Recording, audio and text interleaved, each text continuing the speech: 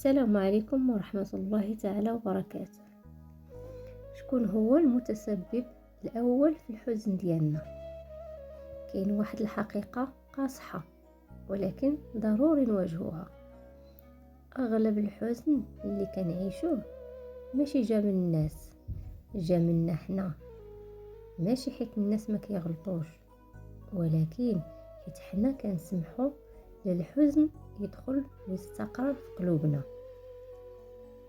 شحال من مرة حزنتي بسبب كلمة، بسبب تصرف، بسبب خيبة امل، ولكن واش بصح داكشي هو السبب الحقيقي ولا غير شرارة؟ الحقيقة هي حنا اللي كنعطيو لكل شيء حجم اكبر منه. حنا اللي كنربطو قيمتنا بكلام الناس. حنا اللي كنعيشو في انتظارات عمرها ما كانت مضمونة.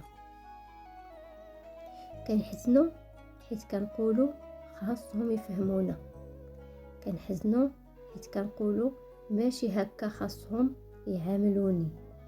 كنحزنو حيت كنستناو التقدير من الناس ما عندهمش حتى القدرة يعطيوه.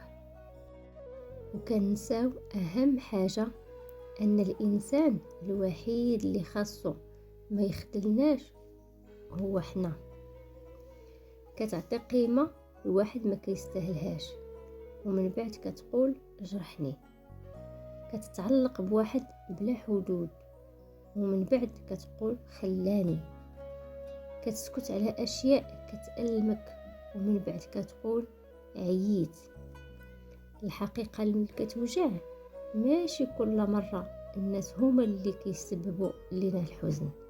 مرات حنا اللي كنظلموا راسنا اكثر منهم. كنبقاو في بلايص ما مناسباناش. كنقبلوا باقل من اللي كنستحقوا. كنخافوا نقولوا لا.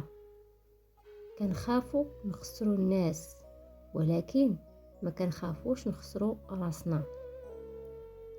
وهنا كيبدا الحزن الحقيقي. نهار غادي تدرك ان سعادتك مسؤوليتك وغادي تحط الحدود وتبغي راسك وتوقف التنازلات اللي كتكسرك، ديك الساعات غادي تنقص بزاف من الاحزان في حياتك. ماشي الناس كاملين غادي يتبدلوا، ولكن انت تقدر تبدل. واكبر انتقام من الحزن هو انك ما تبقاش ضحية ديالو.